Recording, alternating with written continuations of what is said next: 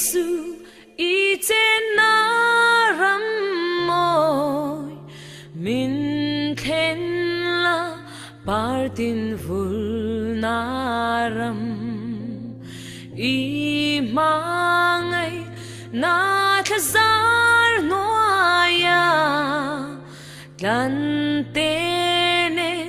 zaitin vor huntu Kangaklel sumun katlen hun chuan Pham kim lâu na ram kan ngai to lovang o Isu min suai la I tan sa ten iram moi chu khen kan ngak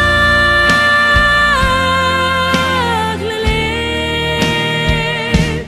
chu kho pui mo ya chuan kalal pan ro wa re lang chen na ram reng kan ngai to lova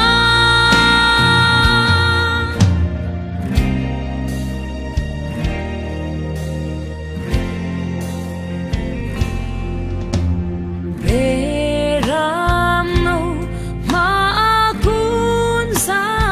in fag na la adai to ngai lo chu ta chuan kalal nun ne man cha tuanin ro a rel to angil te nen ang khata lengin ta na ram reng reng kan ngai to lovang o Isu min suai la I tan sa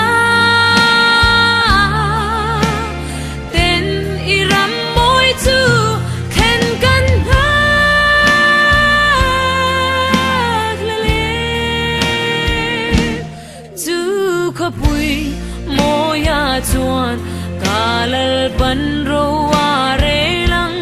chen na ram reng kan ngai to lova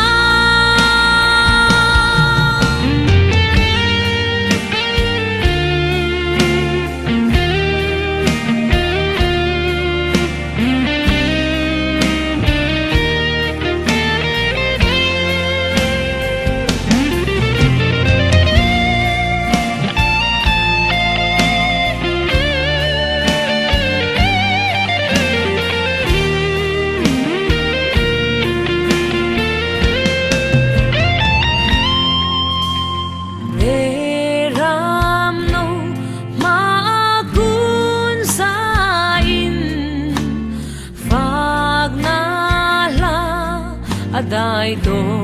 ngai lo chu ta chuan kalal nun ne man za tuanin ro a rel to angil te nen ang khata lengin cha na ram kan ngai to lovang o Isu min suai la I tan sa ten iram moi chu khen kan ngak le chu kho pui mo ya chuan kalal pan ro wa re lang chen na ram reng kan ngai to lova kan salen na ko la e thau ru chan dam te van mi pui phak sai chu chonin